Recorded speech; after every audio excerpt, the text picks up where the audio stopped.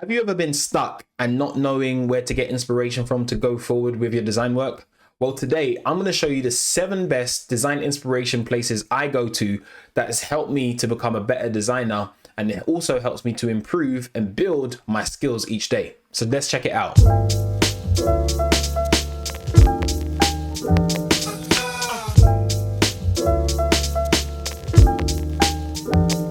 Hi guys, my name is Laith Wallace and welcome to this channel, and if you're new here, please consider subscribing. Now I want to go through some of the 7 best design inspiration tools that have really helped me to become a better designer. Here's my webpage. You can check it out when you want, so you can see some of the companies that I've been able to work with over the years. What I specialize in product and web design, companies that I've worked with that, you know, I love being a designer, a speaker. I'm also a father of this beautiful child and 2 more. Couple events I've done as well. So you can check out my website when you get time. But more specifically, what I want to go into is really some of the 7 best design places that have really helped me grow as a designer. So let's go straight in. Number 1 is Growth.design. Guys, this website is great. I actually advise you to sign up and get an account because they'll email you every time they bring up new case studies. But why I love Growth.design, man, is like every time they've got a case study, their case studies are super interactive. They're really easy to use, and you can use your keyboard and just go through some of their feedback. It's really creative, but like every time they actually start talking about the product, normally what happens is they draw an insight, and I'm going to show you what that looks like. So they'll draw like a UX insight like this one. You can see here, labor perception bias. That really helps you to get another psychological tip that you can start to think about when it comes onto your design.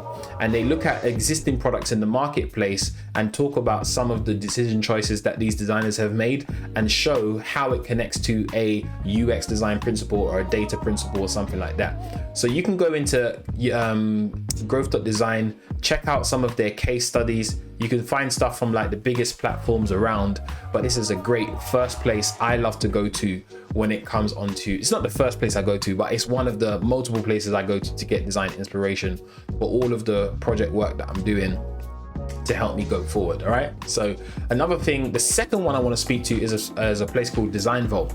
This is where you can get UI patterns and design inspiration from real products. Super helpful. You can come and jump in here, click on, like, let's say, I don't know, the Clubhouse app, and then you can go in and see how every page has been designed, laid out step by step. I love how they do these like nice little funky animations where they've actually recorded the screen for you, so you can see some of the horizontal and vertical positioning and how it flows. It's a really clever way of allowing you to see the actual whole product laid out for you, which is super helpful as well. I'm going to show you another site that is even better. I shouldn't say even better, it's different too as well. Now with Dribbble, like a lot of things on Dribbble, I caveat it by saying a lot of things on Dribbble are not actually made for like, they're not actually built. They're mainly to show the skill set of a designer. So like the Dribbble stuff is really just a quick thing for you to look at to kind of help you push your designs forward, to help you really think about what more you can do. Okay, but it's not really a kind of like, yeah, this must be able to work. It's really about how you can push your design, maybe a different way you can work a component or use a component. So I like to use Dribbble in that context, but never to like solidify a design direction. And that's what I see a lot of younger designers do, is like use Dribbble as their source of truth and then just kind of do a remix or copy like a Dribbble design, but like use it for inspiration, not to just like rob it, copy it basically. This next one I want to talk about is a platform called designsystems.repo. Now I do a lot of work on design systems. Over the past 10 years, I've worked a lot in design systems and helping to grow design systems for companies to help them be more efficient, consistent, and scale faster, to also help align team members as to the direction that we want to go. Also help strengthen you when you work with developers. But like you can find multiple different design systems on here. Like Atlassian is a really great one. I love to look at a lot. I just love their documentation. I love how it's on brand. I love how they speak about mission, vision, foundation, the key resources. You know, it's like if somebody is brand new to a company and you're a designer and you come here and you look at this file here, there's so much that you can gain from just like looking at some of these design systems. So designsystems.repo, there's other design system repo platforms out there, but this is one of my favorite ones as well.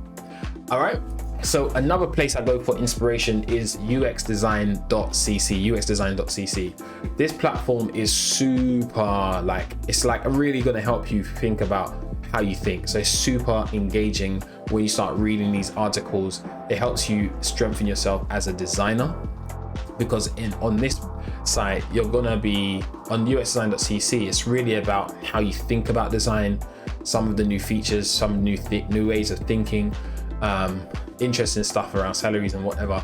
But I just really like clicking on editors picks, for example, and then you can check out like some of the new things that they're beginning to talk about. So like UXDesign.cc, definitely follow them. This guy here called Fabricio, forgive me Fabricio, forgive me if I said your name incorrectly, but definitely check out Fabricio, follow him on Medium, and also get yourself on Medium. If you're a younger designer, get yourself on Medium and actually start to follow UX designers. All right, the next one I want to speak about, similar to the platform I spoke about earlier called Design Vault, is actually this platform called Mobbin,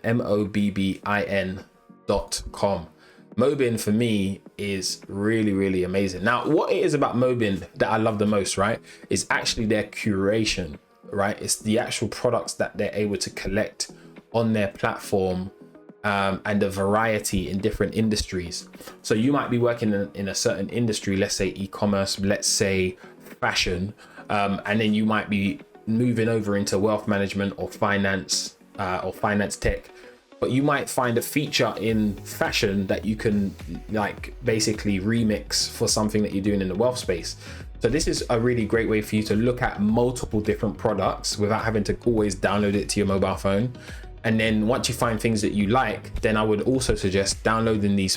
What I also like to do is download the apps to your phones. When you've downloaded it to your phone, sign up for it as long as it's not paid, or maybe your company might allow you to pay for it, but sign up for it. Actually use the product, see what it's like to actually use a product. How's it feel in your hand? How are the actual journeys mapped out? Potentially map out some of these journeys, see how the journeys work. Look at ways you can improve these journeys that can also impact the way that you're working on what you're doing. Okay, so this is a great way, or great source of inspiration for you as well. All right, now the last two I want to speak about before I go into my last one, but this one I want to talk about is using pen and paper. I'm just going to talk to you about it, guys. Like, there's nothing beats just quickly taking a piece of paper, taking your notepad. Like, I've always got my notepad here like this, and I've got my little pen, beside it, and I'm always like jotting ideas down, sketching out quick ideas. Nothing don't beat pen and paper, so I always default to that as a source of inspiration when it comes onto design. But now I want to go into one. Let me just kind of fix this camera quickly. Now I want to go into one that is kind of underused a lot of times, and really it's about the Twitter space. So this is what I want to speak to you about here. This is a few people. I'm going to share with you a few people I think you can start to follow on people. There's loads you can follow, but on Twitter, the design space on Twitter is really great. So number one, always follow, like, you know, the big platforms like your Figmas and stuff like that, because what's going to happen is that you're going to learn about new features in the platform, and very quickly what I'd love for you to do is get into like playing around with new features as much as possible in these platforms, because it's a great way for you to just learn the tool a lot better. Okay, so yeah, so I'll start with Lewis, Figma. I believe he's employed by Figma, working at Figma. He said here, so at Lewis at disco.lu_lu, definitely follow him. Great insights on Figma, and like how to use Figma. You see him speaking at the Figma conferences, so definitely like check him out. You'll love a lot of content that Lewis does as well. If also in Twitter, if you download this plugin called Twemex, Twemex, it allows you to see the most high performing posts from that individual. So then you'll be able to see like what posts are getting traction from those individuals on Twitter as well. So just a little side note there, guys, a little gem for you. So another one here, Rid. I actually got Rid's course called Figma Academy at Figma Academy, Figma.academy. His course was phenomenal. You know, he's not even paying me to say this, by the way. I just want to big him up because I'm looking to do a course soon myself. But when I saw his one, I was just like, yeah, his one is phenomenal. So check out Rid, and his course is amazing. So definitely, I just can't speak higher than what he's done. What he's created from a course platform is amazing. His course for designers is brilliant. So yeah, just check out everything that he speaks about. Check out his platform, great insights. You'll love his work there. Mizco, wicked YouTube channel. Mizco's got amazing, it's gonna load quickly. Check out Mizco. He's also, check him out on YouTube and follow him. Also make sure you follow Chris Do and The Future. I think most designers follow Chris Do and The Future, but make sure you follow the Chris Do. But definitely Mizco, brilliant YouTuber. The one I mentioned to you. Now, if you're not following The Future, I don't know why you're not, but definitely make sure you follow these guys as well. That was another one I added. Another great one here is Ran Segal. He's more of a like Webflow web designer. I do a lot of Webflow work, so I'll always check out Ran stuff. So he's brilliant. So definitely a great person there. Another one here, UXDesign.cc. I already mentioned that from Medium, but definitely on Twitter, leveraging the UXDesign.cc platform is super important. Another lady here, let's go talk about the women. We've got Laura Klein, a brilliant designer, speaking more from a UX for lean startups. She's got a fantastic book, so definitely get that. But this is more about your thinking, to help you level up the way you think about design. So definitely check out Laura Klein. I got another one here, Andy Budd. I actually interviewed Andy Budd some years ago in Brighton. Brilliant thinker, amazing design leader. So definitely, and make sure you got your Twemex plugin in place. You can see some of his top performing posts to really help you just read through some of the plethora of thought leadership just coming from this gentleman. But Andy Budd, fantastic thinker, design leader. Check him out, follow him, make sure you're following him on Twitter. I've also got Brad Frost. Brad Frost is more of like a when you talk about atomic design, you're talking about Brad Frost. So Brad Frost is kind of the author of Atomic Design. So you definitely want to make sure that you're following someone like him, always talking about design and design principles and things like that. And there's also some people I've seen on Medium who have started to kind of like push the discussion a bit further about atomic design and some ways you can understand atomic design a bit better. So definitely make sure you're on Medium. Another UX thinker, Jared Spool. On top of Jared Spool, you can add Don Norman. Alongside Don Norman, you can add Norman Nielsen, nngroup.com. So let me see if I can pull that up. So like anything Norman Nielsen, you want to be reading the articles on Norman Nielsen, because that will really help to level you up as well as a designer. So like anything Jared Spool, super gonna help you as a designer. He's got a website called uie.com, similar to NN Group. It's like really around blog articles to help you level up the way you think about design. Another one here is Julie Zhao. She's got a book. Do I still have the book here? Oh, I actually have the book. I think it's on my other bookshelf, but the book is called The Making of a Manager. So this is more around, because I've been a design manager for a number of years. So, but her book is really great there. So like, I just love how she talks about design, working with designers, taking it to the next level. So Julie Zhao's brilliant. So check her out. For those who are into the research side or who want to kind of level up their research skill set as well, Femke in NZ, or Femke SVS at Femke SVS. She's got a brilliant YouTube channel as well. Check out her platform. Check out what she speaks about. Definitely going to be a great person for you to really follow on Twitter as well. Another designer we have is John D. Saunders. I love everything he talks about. He talks about Webflow design and web and design systems. So he's a brilliant designer. He's got an agency called 54 Digital. They work a lot with startups, but he's got a lot of I just like following him on Twitter. He's a family man like me as well. So I resonate with this brother. He's got a lot going on. So really, I hope this helps, guys. There's so much here that you can just draw for inspiration from.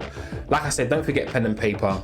Don't forget you know, anything that you see, you could put it into like a Pinterest board to collect everything together. Sometimes I like to do that. If I've got things that I'm inspired by that I find in multiple different locations, I just put it in like a little Pinterest board where I can just collate all my ideas. So that's been very good. Some people use tools like Pocket. Some people use tools like Evernote. I also have a Notion page that collates all my design inspiration about design. So here you go, list of beautiful websites that you can just, you know, if I've got sites and whatever it is, I could just add to this platform, and then before you know it, I've just added like more sites basically over and over again, just to draw inspiration from. So that's just in my Notion. And so yeah, I really hope that this has helped you guys. It's just a great way to think about design inspiration and how you can improve it as a designer. If you'd love to know more, just reach out to me directly. You'll find the details in the description box below. But I want to thank you so much for watching this video today. But yeah, just check it out and keep updated, and look after yourself and look after your families. Guys, take care. Let me know what more you want to see. Let me know in the description box below. See you later.